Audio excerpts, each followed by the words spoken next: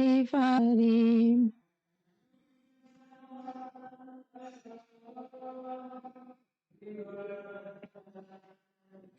Yasodanandana Prajajanaranjanam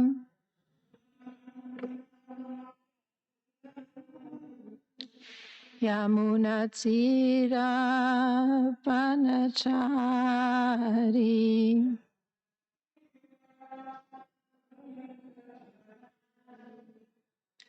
Jaya Radha Madhava Kunja Bihari.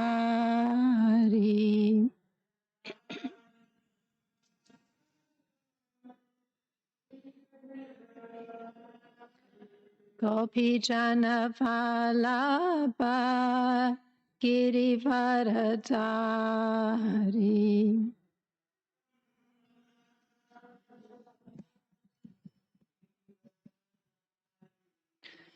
Yasodanandana Prajajanaranjana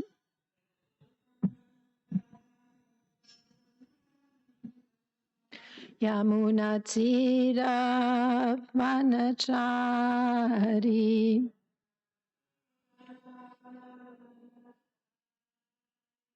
Jaya Radha Madhava Kunja Bihari.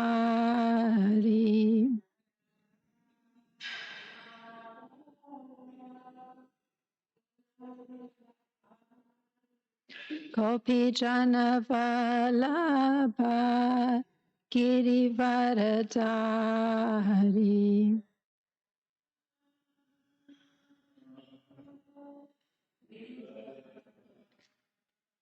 Yasodanandana Prajajanaranjana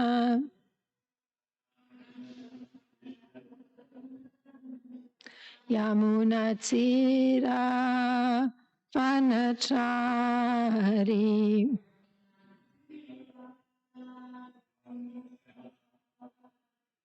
Hare Krishna Krishna Krishna Hare Hare Hare Rama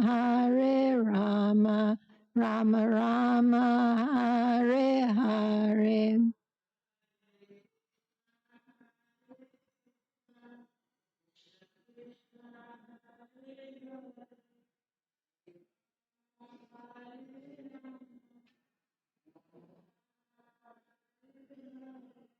Hare Krishna Krishna Krishna Hare Hare Hare Rama Rama Rama Hare Hare.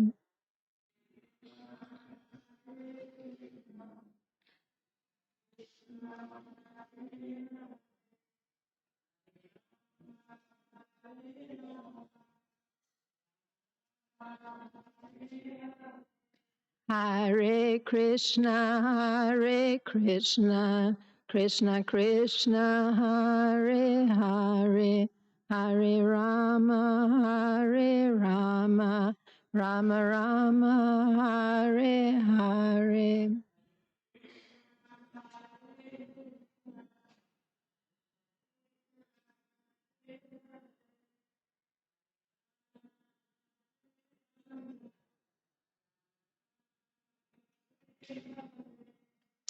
Kishore Kishori ki, Konitai ki, Jagannath Baladev Subhadra Maharani ki, Srila Prabhupada ki. Om Namo Bhagavate Vasudevaya. Om Namo Bhagavate Vasudevaya. Om Namo Bhagavate Vasudevaya.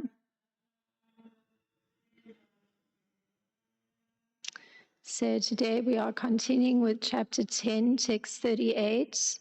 Chapter 38, canto 10, chapter 38, and the text is 10.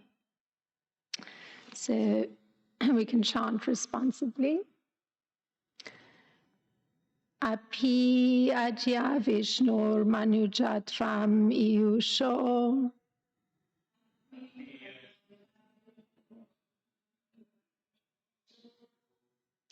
Paravataraya Bhuvo Niechayam Lavanya Damno Bhavito Palambanam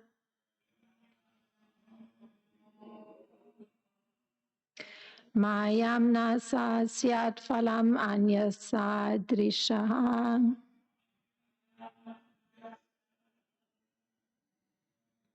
Api Ajya Vishnur Manujatvam Iyusho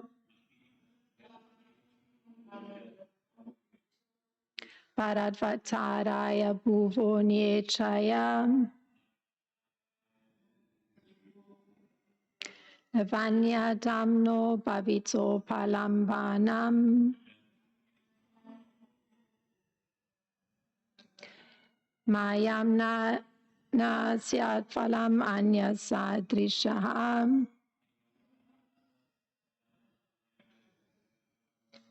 Api Ajya Vishnur Manujatvam Iyusho Paradvataraya Bhuvo Niechaya Lavanya Damno Bhavito Palambanam Mayam Nanasyat Phalam Anyasa Drisha. Please chant.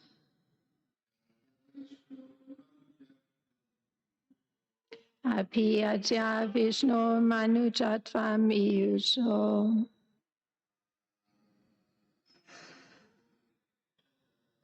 Paradvataraya Bhuvo Niechaya Lavanya Damno Bhavito Padambanam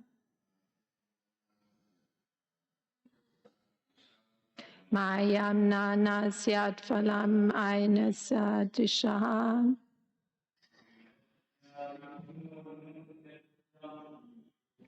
Api Ajya Vishnu Manujatvam Iyusho Paradvataraya Bhuvo Niechaya Lavanya Damno Bhavito Palambanam Ayam Nanasyat Phalam Anyasa Drishaha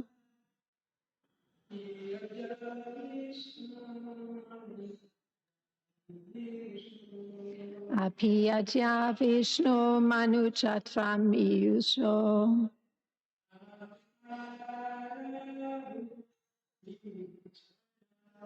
Paradvataraya Bhuvo Niechaya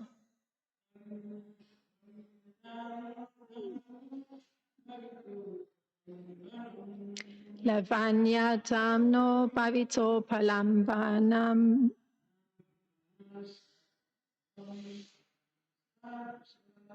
Mayam Nanasyat Phalam Anyasa Drisha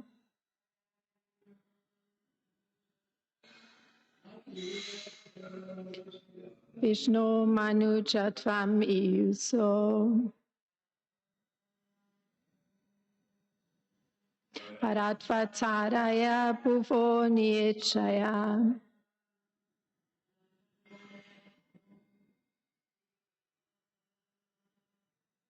Lavanya Damno Bhavito Palambanam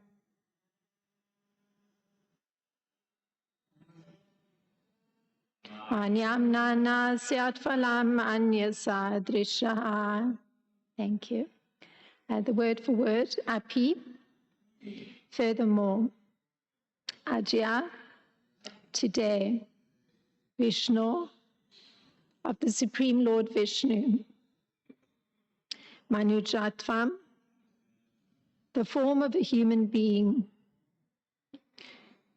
Iyushaha, who has assumed Vara, the burden, Avataraya, for diminishing, Bhuva, of the earth, Niya, by his own, Ichaya, desire, Lavanya, of beauty,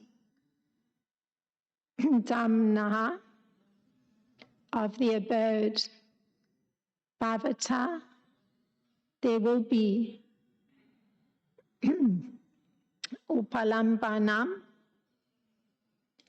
the perceiving, Mayam, for me, Na, it is not the case, Nasyat, that it will not happen, Phalam, the fruit, Anyasa, directly, Disha, of sight.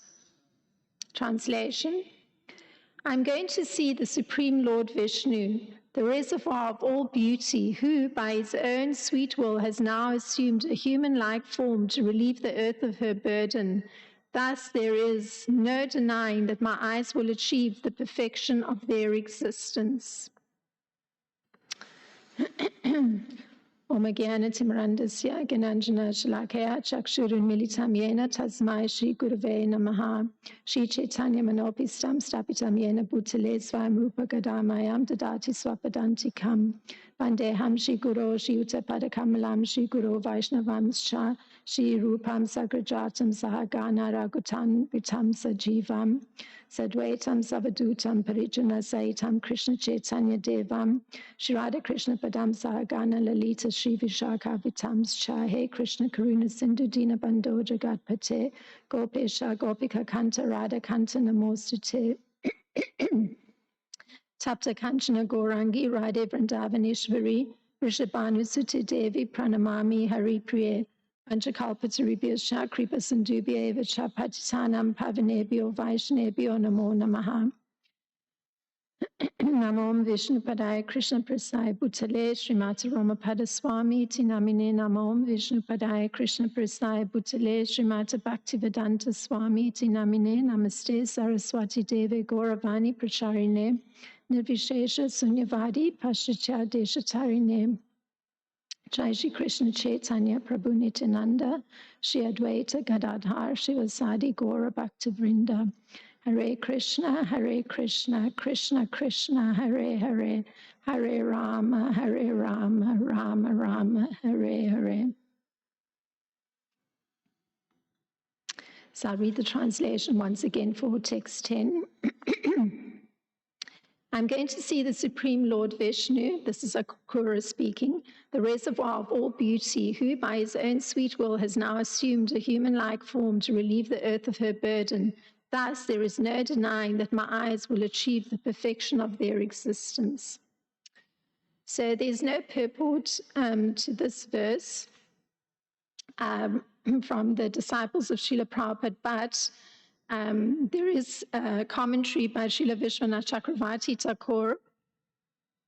So it's very short, and I'm going to divide it into two because there's a little bit of discussion on each of the parts. So the first part of Srila Vishwanath Chakravarti Thakur's commentary is the following statement, and it's his response to Akura stating, I'm going to see Lord Vishnu. So this is Srila Vishwanath Chakravarti Thakur. He says, quoting, but even demons get Krishna's darshan, so why do you praise your own good fortune in this matter? So this question by Srila Vishwanath Chakravarti Thakur, it appears light-hearted in one sense, until one considers what it is that allows someone to approach Lord Krishna, particularly without difficulty, or even if one considers what is the criterion that needs to be met for one to get Krishna's darshan?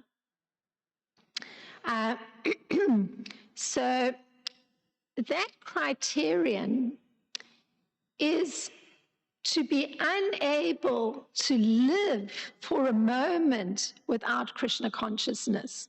Or in other words, the criterion that needs to be met to get Krishna's darshan is that one is engaged in service to Lord Krishna in a devotional mood by, and here's a whole list, by hearing, chanting and remembering, offering prayers, worshipping, serving the lotus feet of the Lord, rendering other services, cultivating friendship, and surrendering fully to Lord Krishna. So it's a very long list.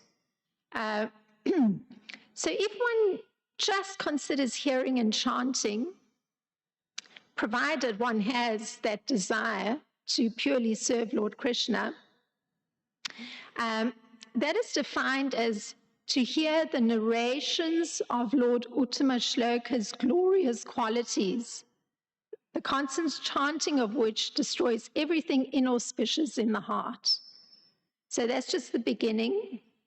And this comes from Srimad Bhagavatam 12:3-15. I'm going to just read the 2 lines of the verse. Yastuta maha shloka gunan vadan sangyate bikshnam amangala gnaha. So the particular technique to be employed is to cultivate such hearing regularly and to constantly remember this regulated spiritual experience. And I think we all have that experience, through regularly attending Srimad Bhagavatam class.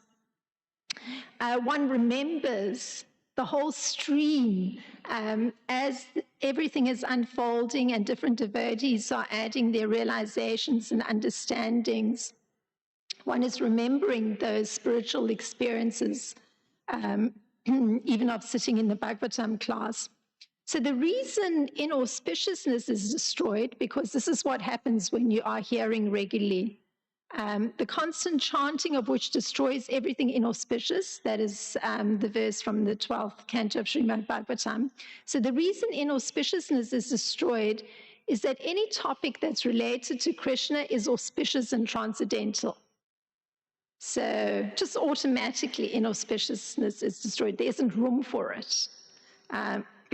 So Krura, he certainly met this criterion, because we hear, meaning the criterion of hearing and chanting, we hear that he spent the whole night in Mathura before departing for Vraja discussing the glories of Krishna and worshipping him. So that was also from commentary of Srila Vishwanath Chakravarti Thakur on the first verse of the same chapter that we're on. Now, being engaged in the service of remembering, because that's the other point on this whole list of what are the criteria that needs to be met in order to be able to have darshan of Lord Krishna. So now the second one, being engaged in the service of remembering as part of these criteria to get Lord Krishna's darshan is defined as having established in one's mind one's continuous relationship with Krishna.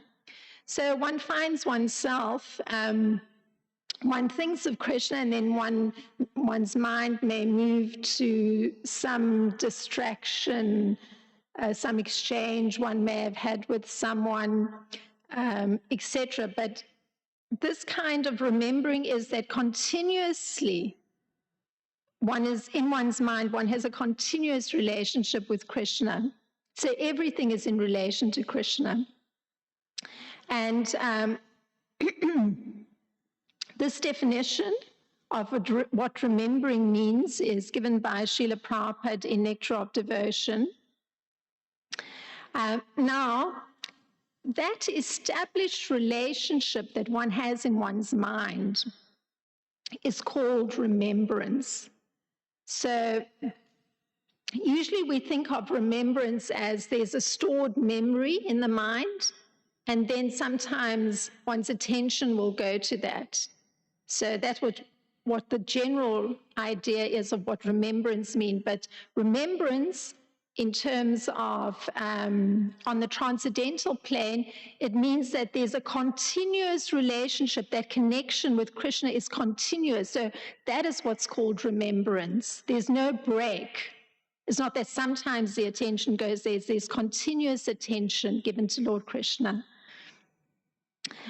So the effect of such remembrance, it's also quoted in Nectar of Devotion, and Nectar of Devotion, Srila Rupa Goswami is quoting from Vishnu Purana. So this is what the Vishnu Purana says of what the effect is if that kind of remembrance on the transcendental plane is happening. Simply by remembering the Supreme Personality of Godhead, all living entities become eligible for all kinds of auspiciousness. So extraordinary effect. So when we apply it to Akura, and he's meeting this criterion,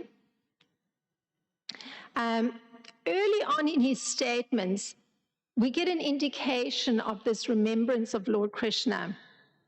And today, this particular verse, again, we've seen that remembrance, that same definition of remembrance. Everything's in relation to Krishna, because he's saying, I'm going to see the Supreme Lord Vishnu, the reservoir of all beauty, who by his own sweet will has now assumed a human-like form to relieve the earth of her burden. So he's not driving and looking at the scenery and appreciating whatever's in the scenery, but his mind is continually in that relationship with Lord Krishna. So he's meditating, I'm going to be seeing Lord Krishna, and then something of his human-like form. So because Akura is thinking of this form of the Lord, just carrying on the idea further, he says he assumed a human-like form, and because he's thinking of the qualities of Lord Krishna and the activities of the Lord, because he says he's going to relieve the burden of the earth, meaning he's going to expel from the earth all the persons with demoniac consciousness, he is in fact meditating. So this is going deeper into how he's fulfilling all these criteria that need to be fulfilled in order to get darshan of the Lord. So meditating is defined in Nectar of Devotion as engaging the mind in thinking of the form of the Lord, the qualities of the Lord, the activities of the Lord, and the service of the Lord. So complete absorption. The result of such meditation, and it's also from Padma Purana, quoting in Nectar of Devotion, is the following, and I'm quoting, this is the definition of what meditation is from Padma Purana. A person who's always engaged in meditation on the sweet pastimes and wonderful activities of the Lord surely becomes freed from all material contamination. So, this is interesting because Akura is in fact following the order of King Kamsa. He's following the order of one of those demoniac entities that Krishna has come to eliminate, but he's following an order of such a person. So this is very interesting because, you know, you think that's kind of contaminating that he's following the order of one of these demoniac entities. And in fact, even worse, he knows the intention of King Kamsa, because King Kamsa said, after you bring Krishna and Balaram, I will have them killed by the elephant, my elephant, who's as powerful as death itself. And if by chance they escape from him, I will have them killed by my wrestlers, who are as strong as lightning. So even worse, he even knows what King Kamsa's intention is through him executing the order of King Kamsa. So, you know, you could consider this quite contaminating. Because he's performing an action that's in accord with fulfilling the desire of a demoniac king. But Akura, in his meditation, because remember, meditation is engaging the mind in thinking of the form of the Lord, the qualities of the Lord, the activities of the Lord, the service of the Lord. He's meditating particularly on the form of the Lord. So the lotus feet, and he recognizes the same fact that's given in the Padma Purana, that the effect is that one's going to be freed of any contamination. He says, today, this is how Akrura is seeing it, today, King Kamsa has shown me extreme mercy by sending me to see the lotus feet of Lord Hari. So he's not thinking of Kamsa's intention or what Kamsa's plan is. He's just thinking, King Kamsa is so merciful to me. He's sending me to go and see Krishna's lotus feet. And who's now appeared in this world. Simply by the effulgence of his turnals, many souls in the past have transcended the insurmountable darkness of material existence and achieved liberation. So that's how Kamsa's meditation is. It's absorbed in, even seeing a connection with a demoniac person, as that demoniac person has given him some mercy because it's allowing him to actually see the lotus feet of Lord Krishna. So now if one considers Srila Vishwanath Chakravarti Thakur's statement, which, remember, the commentaries said that even demons get Krishna's darshan. So why do you praise your own good fortune in this matter? So because he's raising that question. And if we look at this objection that Srila Vishwanath Chakravarti Thakur is raising, that even demons get Krishna's darshan, one can consider what Krishna himself says about his two-handed form. And this is in Bhagavad Gita 11:20. Krishna himself says, Sudur darsham idam rupam drishtavan asiyan mama deva api asya rupasya nityam darshana kanshinaha. My dear Arjuna, this form of mine you are now seeing is very difficult to behold. Even the demigods are ever seeking the opportunity to see this form, which is so dear. So this means that the form of Krishna with two hands is difficult to see, even for demigods like Lord Brahma and Lord Shiva. And the reason this is this way is that he can be seen only by someone to whom he reveals himself. And that person is someone who is in the Vedic line and who has heard about Krishna and from authority, and who, by repeated hearing, has had Krishna become very dear to him. And this is explained by Srila Prabhupada, that that's the person who can actually have that opportunity to see Lord Krishna. You have to have heard about Lord Krishna from authoritative persons, and you also have had to have him become dear to you. So, of course, we know that the exalted demigods, because of their desire to see Krishna, they in fact did come to see, as Srila Prabhupada's words were, the marvel of Krishna, because they came when Krishna was supposed to be in the womb of his mother. And at that time, they were offering praise, even though Krishna wasn't visible to them. Now, Srila Vishwanath Chakravarti Thakur, in his commentary on today's verse, he gives the second part of Akrura's thought, and he says, so this is Srila Vishwanath Chakravarti Thakur's rephrasing of Akrura's thought. He says, now Vishnu, whose extraordinary beauty I'm realizing in my heart, has appeared by his sweet will within our own dynasty of Vaivashvata Manu. And that's that word Manu Jatvam. The demons may see him, but they do not perceive his sweetness. Will my eyes not become successful today? Certainly they will. So Akura's meditation, so remember that's that constant remembering of the relationship with Krishna. So his meditation, his relationship is on the form of the Lord. And he states that he's realizing within his heart the beauty of the Lord. And Srila Prabhupada writes that the beauty of Krishna is fully manifested in Vrindavan, and that's where Akura is heading to. And it's just in a quick sentence, this is how Srila Prabhupada puts it, a 16-year-old boy and playing the flute. So that's the definition of beauty from Srila Prabhupada's point of view.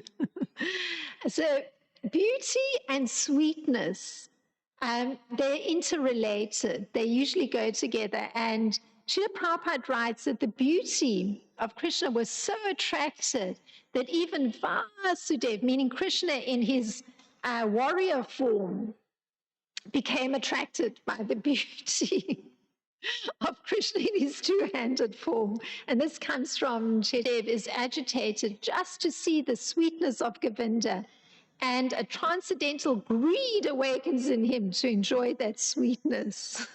So Krishna himself recognizes the sweetness of himself in a two-handed form playing the flute when he's in his warrior form, and he actually gets greedy to go into that form to enjoy the sweetness.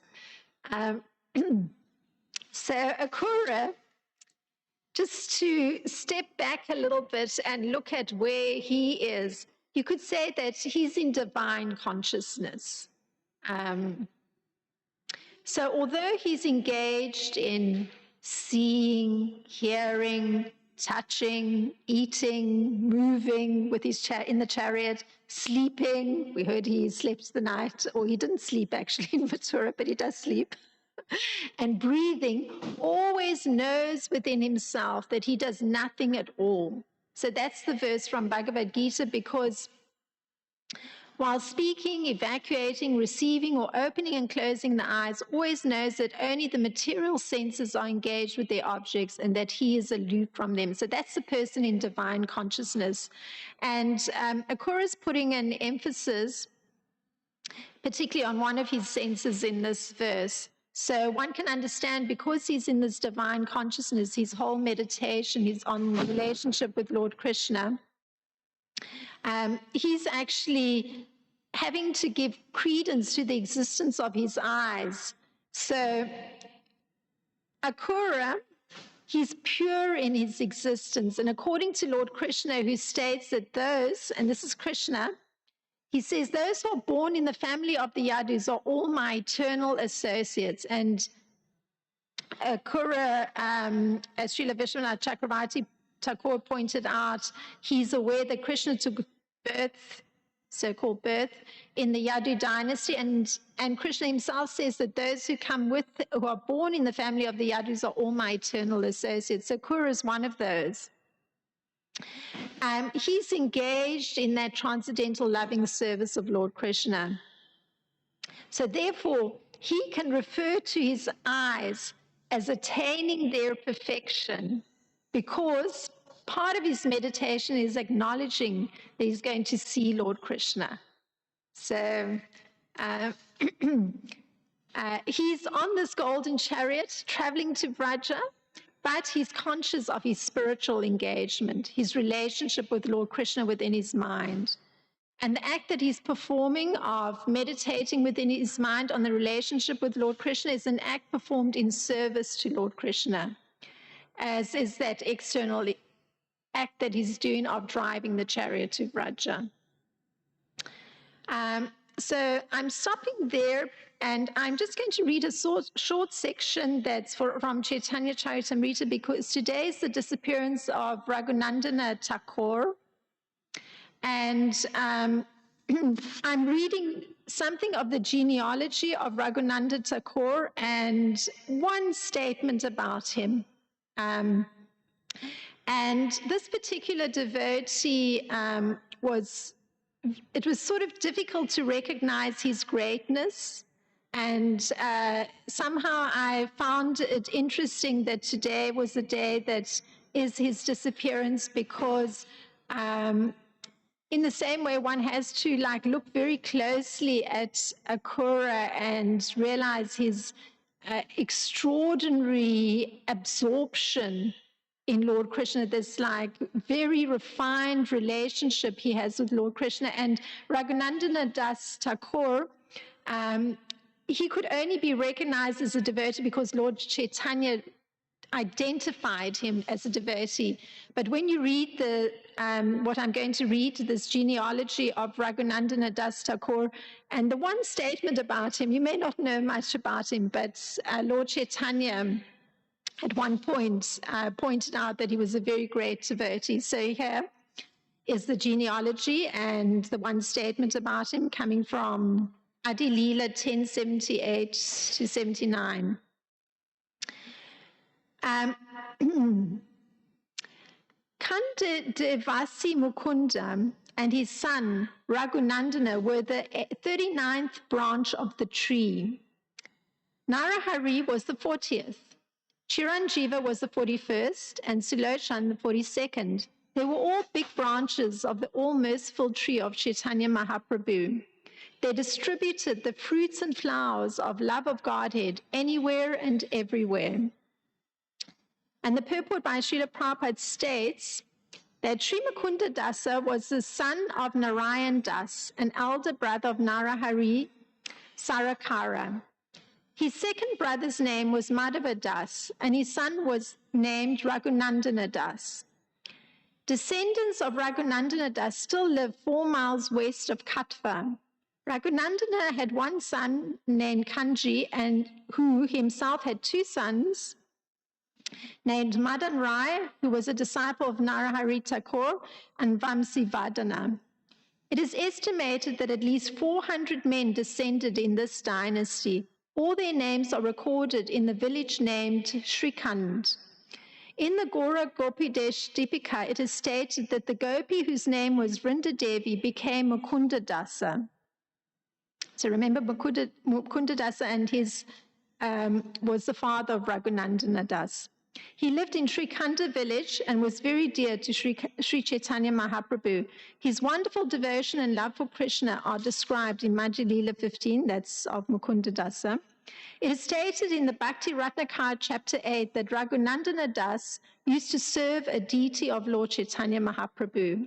So that's just recognizing this very wonderful devotee and the brief description that's there in the Adi Leela. If there's any thoughts, I know my class was a little bit abstract, but if there's any thoughts on the verse for today.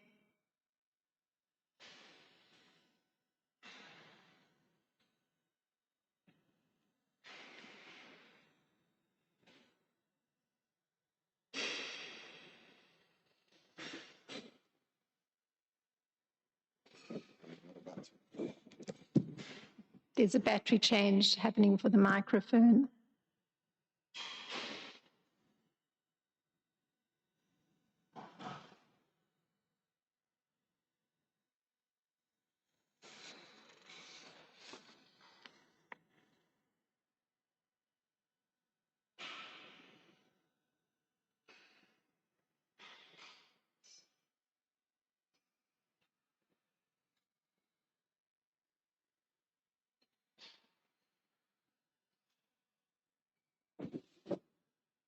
Hare Krishna. I found it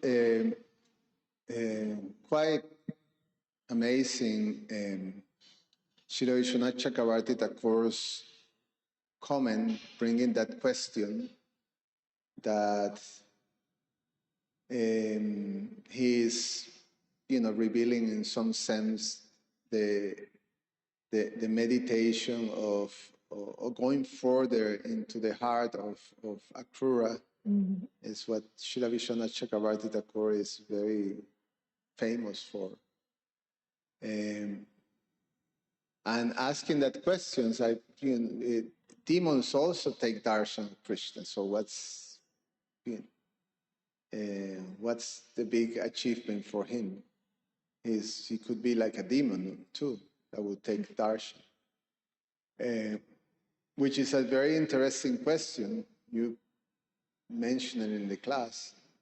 The answer to it, that a demon may have a darshan of Krishna, but actually is not seeing Krishna, because Krishna doesn't reveal himself. But he revealed himself to the devotee. And sometimes we see that when people come and take darshan of the deities, but not really able to see the beauty of the deity or connect personally with the deity. And a devotee, even in neophyte states, if we have some devotion, then you're able to really connect and appreciate the beautiful, the beauty of the deity, and have some sort of connection. So it's very, very interesting, that question. So just a comment. Oh, thank you so much for your comment. Yes, it's it's an external appearance.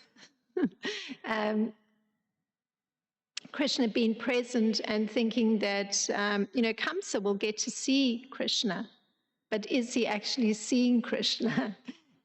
So, the whole consciousness behind an understanding of the personality and the relationship with the personality is what allows one to see. So indeed, the particular relationship that Akura has with Krishna has been revealed through this whole meditation in this chapter. And then later on will come the prayers, which is another one of the extraordinary criteria that need to be met to get darshan of Krishna. And there it will be even more of his heart gets revealed. So it's quite brilliant indeed of Srila Vishwanath Chakravarti Thakur to, in a sense, direct one's attention to Akura's meditation and how it's actually leading to the proper darshan of Lord Krishna. So thank you very much for your observation. There's one other thing that it was also brought my attention. You define the criteria to have darshan of Krishna is that one have to have that full absorption, like almost uninterrupted absorption, to have that type of darshan. And we hear in the case of Kamsa that at one point he was so absorbed in thinking of Krishna. So he was constantly Krishna coming in his mind, but Srila Rupa Goswami explained that it was not favorable towards Krishna. So the definition of devotional service, as Srila Rupa Goswami says, Anavilashina Shunyam, that verse, is that absorption should be with a favorable mood towards Krishna. And then that's devotional service, that's pure devotional service. So in the case of being absorbed in Krishna, but in an unfavorable way, that's not devotional service. So you can really connect with Krishna through that. Although, by that absorption, Kansa also get the reciprocation of Krishna. He's not seeing Krishna in one sense. He's seeing death personified or something like that. So, there's a thought. Thank you. Yes, well, Krishna says of himself that for those that, don't, I guess, come to that point of wanting to connect with him, that he comes in the form of death. So for many persons that haven't made that choice to start hearing about Krishna and cultivating the process of having him become dear to them, they indeed at the moment of death get that sudden realization of Krishna, but in the form of death. Oh, how all that was dear to them is gone and is being removed from them. So it's a very hard lesson.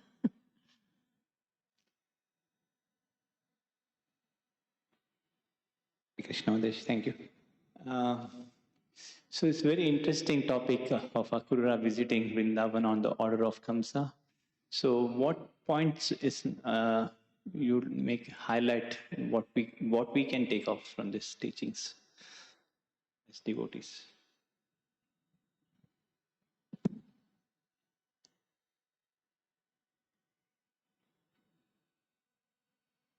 Well, I guess the one that struck me was the one that I mentioned. All of us are very much intrigued by hearing the pastimes that are narrated in the Srimad Bhagavatam of Krishna's devotees and Krishna. And so we're actually, and I was thinking about this recently. There's so much realization that comes through sharing one's understanding as one's going through the Bhagavatam, and it heightens one's appreciation of devotees and heightens one's appreciation of their relationship with Krishna, and that seems to also enrich one's own relationship with Krishna, because one's appreciating devotees and their understanding and their genuine appreciation of Krishna and their particular meditation through the classes on Krishna and the subjects related to Krishna. So I guess that is something that I personally have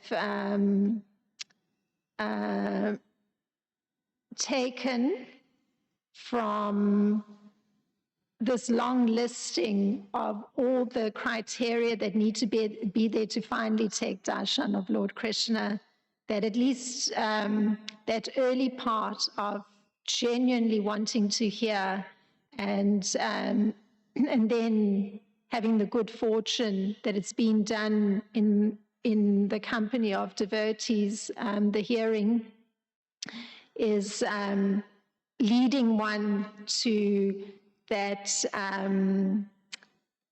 wonderful position that Akrura is in, where there's constant remembrance of Lord Krishna. So from that point of view, I think I'm happy that this opportunity exists in my life to be engaged in hearing Srimad Bhagavatam, sometimes speaking, some realizations in relation to these pastimes, and that it's a progression on the path of perhaps finally getting darshan of Lord Krishna. So that's a simple response on a personal level.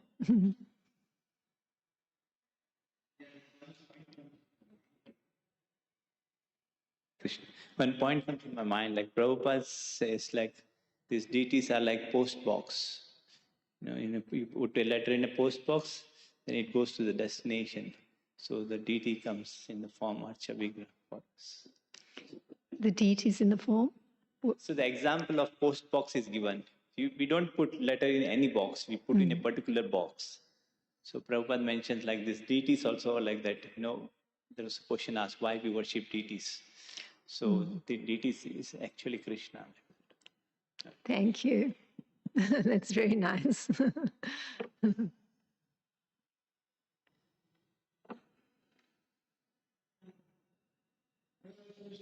Thinking, why in this verse, particularly Krishna has been described as descendant of Manu.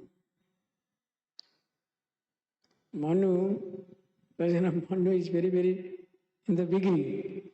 of the genealogical things. So, what is the purpose of expressing like that? So many times he is addressed as Brusni and Yaduvansi. Out of curiosity, I'm just yeah, the word Manujitvam was used, and Srila Vishwanath Chakravarti Thakur highlights that word in particular. And he is pointing to the Yadu dynasty and why that reference, at least what I understood when I was looking at it, was it's drawing attention to who it is that is meditating on Lord Krishna, and Akura in this particular case is that personality. And that reference to the Yadu dynasty had significance because of the fact that Krishna is, I think, telling Satyabhama that the personalities that appear in the Yadu dynasty are all his eternal associates. So they're, and he specifically says that they're as powerful as he is. So they're not regular persons.